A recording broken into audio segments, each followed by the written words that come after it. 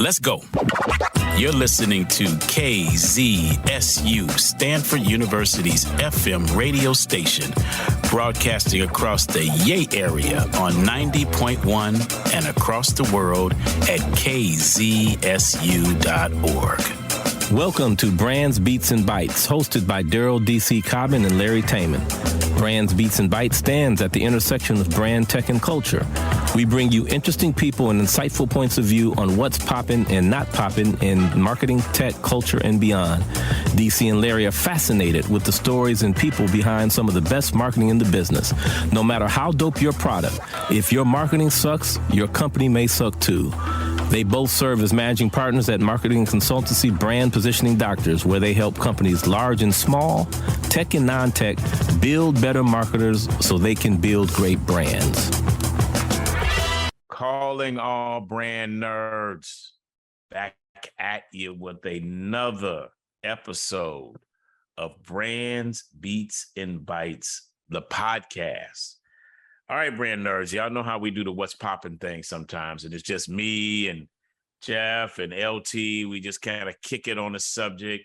So that's what this is today. This is a what's poppin' episode with the three of us, the Brand Positioning Doctors, has as our managing partner. So with that, LTJ, let's get this party started. Yes, DC. I think LT is going to kick us off with the topic today. LT, what you got? All right, gents, this is a good one. I think so.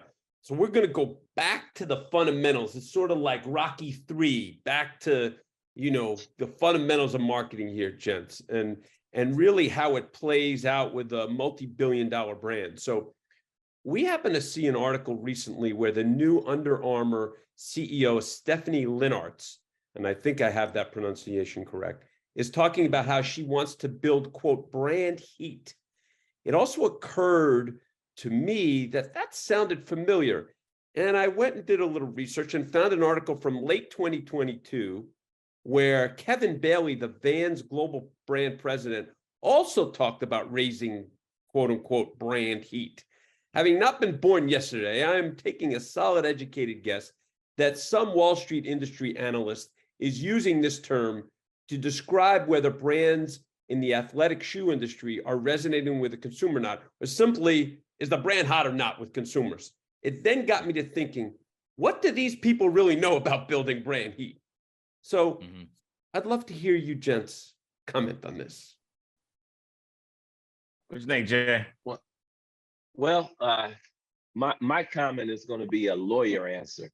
That's kind scary, of a lawyer answer. No, it's we shall see.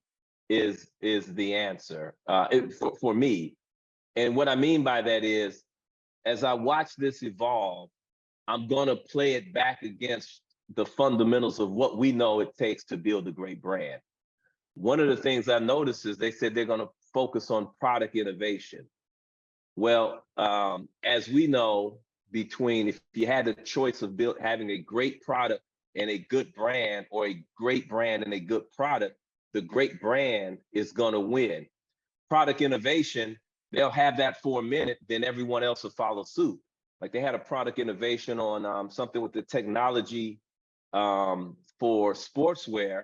And I didn't know that until I read about it, but everyone's doing it now. So it doesn't give them a competitive advantage. Table stakes. What'd you say? Yes, table stakes. Table stakes. Yeah. Now, the good news is they said they're going to focus around the Curry brand. He has a great brand. The question is how they're going to build it, and are they going to use the right fundamentals of building a great brand to do that? So my answer is we shall see. D, what you thinking? All right. It's similar to what Jeff says about when he mentioned product innovation. I believe that they're conflating both Under Armour, the Stephanie, and at Under Armour and Vans. They're conflating product heat with brand heat. Yep. They think if they got a hot product line, that will make the brand hot. And I believe that they move heaven and earth with their product designers, respectively, to do something that is, as Jeff has pointed out, innovative in order to create brand heat. I think that's, to put it kindly, foolhardy. I think it's foolhardy. And I use, since we're talking about Under Armour and Vans, they are in the, let's call it the shoe category. In the case of Under Armour, it's performance-based. Vans is more lifestyle, although all of these brands could in some way be thought of as, they're thought of as, you know, lifestyle brands. But let's go back to a category to which you're very familiar, Larry, as are you, Jeff, the beverage category.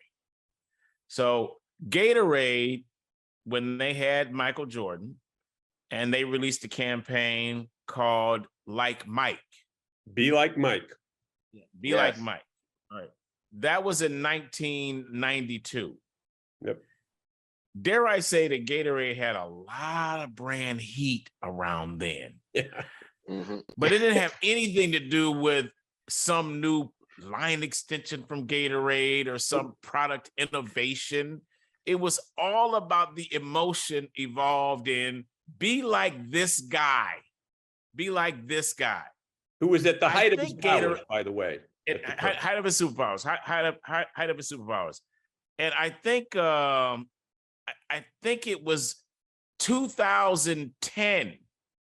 2010 now is when Gatorade did their first new line extensions of products. So someone have to check us out on this. So just think about this now. 1992 brand at the Gatorade, the zenith of their brand heat because they have Michael Jordan and Be Like Mike. And then they wait until 2010 to do some quote unquote product innovation. So when I hear Stephanie and others talk about brand heat, I'm like, is that what you really mean? Yeah. So that's my takeaway. That's what's popping for me. Yeah, this is great for us to chew on. Yeah. So, Jeff, if you don't mind, I'm going to wade in here. What Dee brought up with was awesome about Gatorade. And dare I say that brand heat is something that we all know and feel. It's like, what was that line the Supreme Court justice says, I'll know porn when I see it? Like, I can't describe it, but I know it when I see it. Right. Yes. Brand heat is similar. You don't have to be an expert like we are in the marketing space. You need to be an expert like us to build brand heat. Right? Yes. And so it goes back to brand positioning. And as I was reading, I want to read you a snippet for what Stephanie Linnartz said in this call with analysts, which I thought was very telling in what she did not say. She said that you can expect to see a radically stepped up use of the Protect This House marketing platform. The company rebooted the campaign, and this time she said, quote, it's a new call to action, reaching people whose motivations differ from previous generations. And then she went on to say the ads will highlight the grit, edge, and swagger needed to perform on the world's most elite stage. And she says that with women's products accounting for 25% of sales, the growth potential is vast.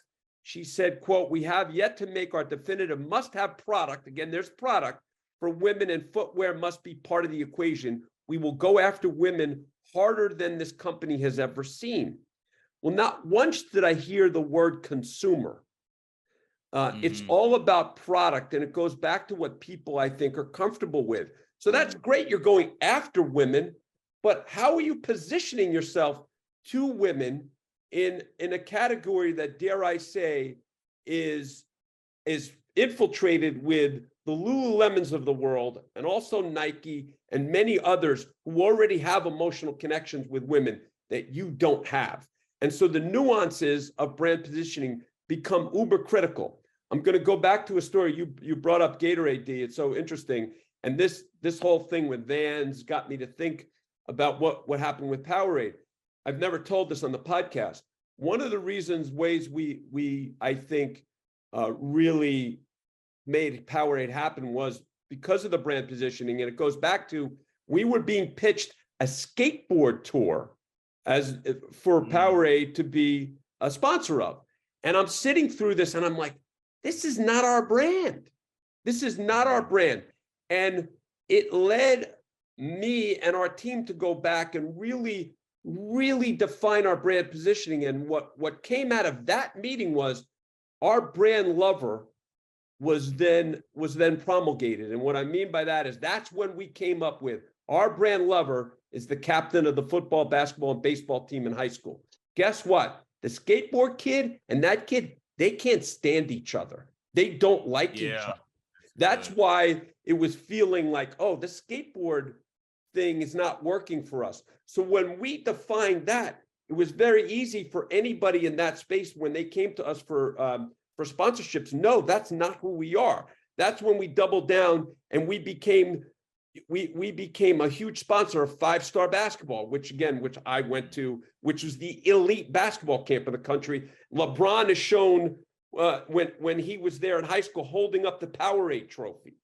So it goes back to really then defining the brand positioning before you can ever create real true brand heat to increase the odds for brand heat. Right. Sometimes you can get lucky, but increasing the odds for brand heat is when you really position your brand in a way that is awesome, that's clearly defined, and that you then emotionally connect with your execution, like Gatorade did with Be Like Mike. So I'm not that those were my competitor, but they did an incredible job in that execution to really emotionally connect with consumers.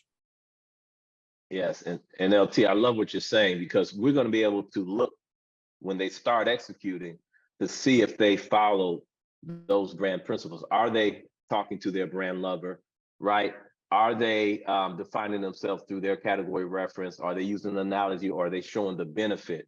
We will be able to know if they're doing that from a brand heat perspective or a product heat perspective.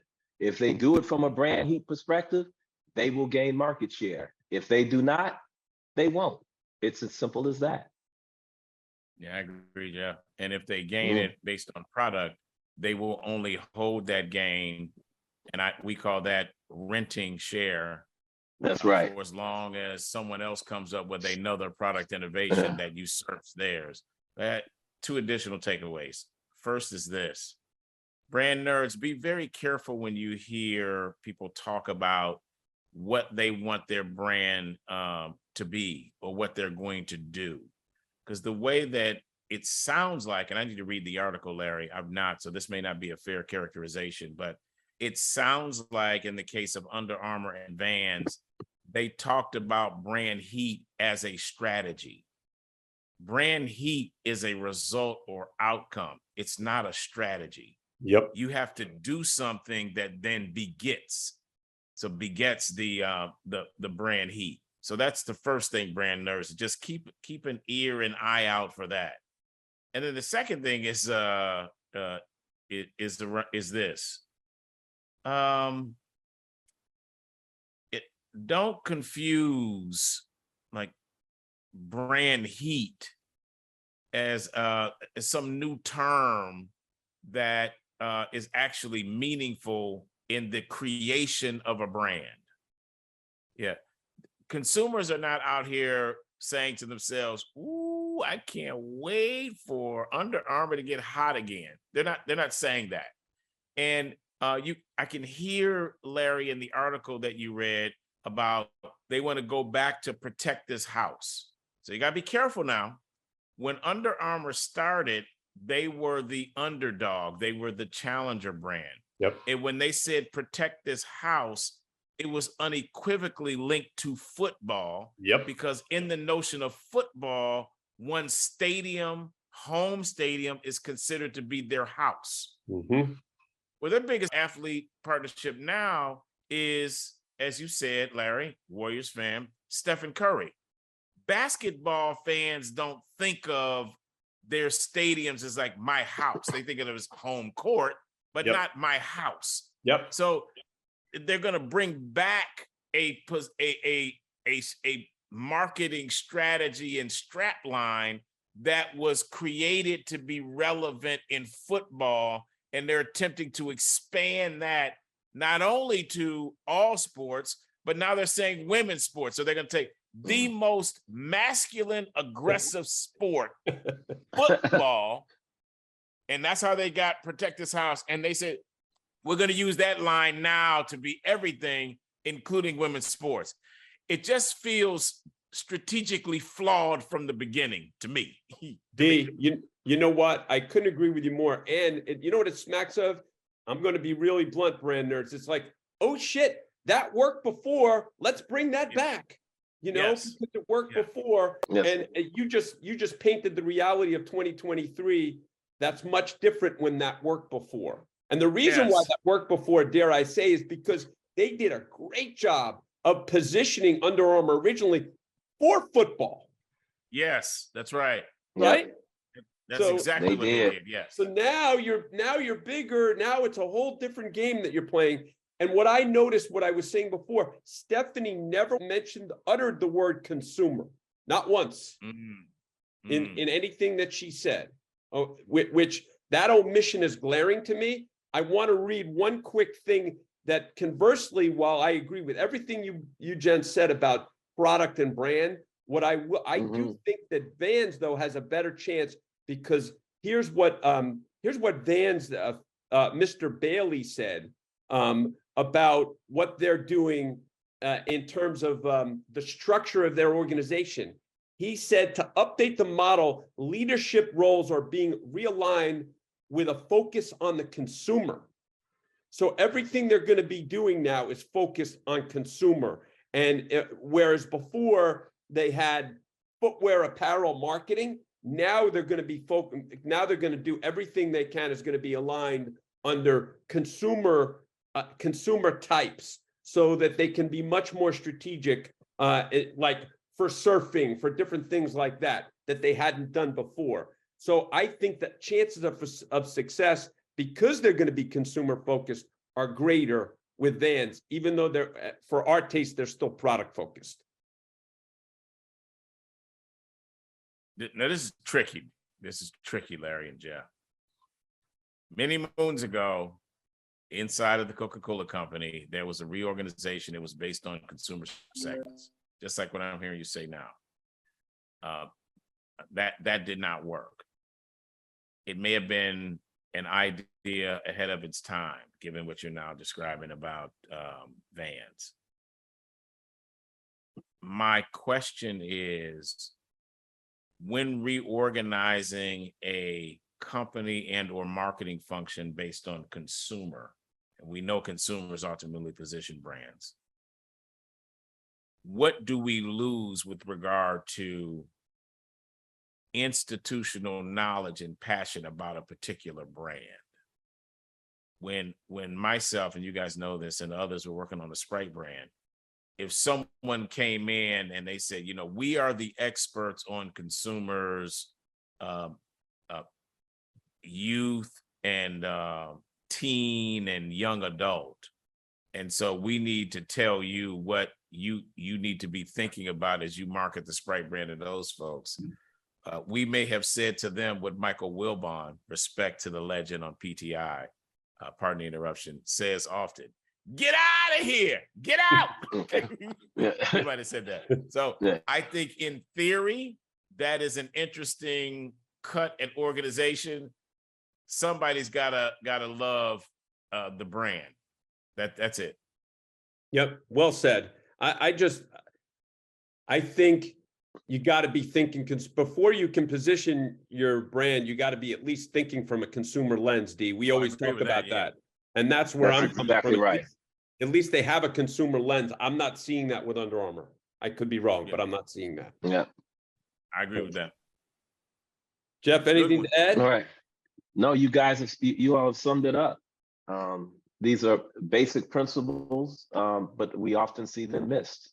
And hopefully they don't miss it, but it's not leaning toward that from what we've read thus far. Yeah. It sure feels that way. This was excellent, gents. Gonna hit the close. Thanks for listening to Brands, Beats, and Bytes, Brand Nerds, recording virtually on Zoom in a production of KZSU Stanford 90.1 FM radio and worldwide at kzsu.org. The executive producers are Jeff Shirley, Daryl D.C. Cobbin, Larry Taman, Haley Cobbin, Jay Tate, and Tom Bureau. The Podfather. That is right. And if you are listening to us via podcast, it would be great if you can please rate and review us. Additionally, if you do like the show, please subscribe and share.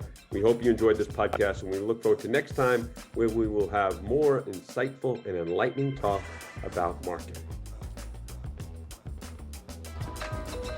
If you wish to contact us, our email is brandsbeatsbytes@kzsu.stanford.edu. Again, that is brands, BRANDS, beats, BEATS, bytes, BY as in yellow, TES @kzsu.stanford.edu.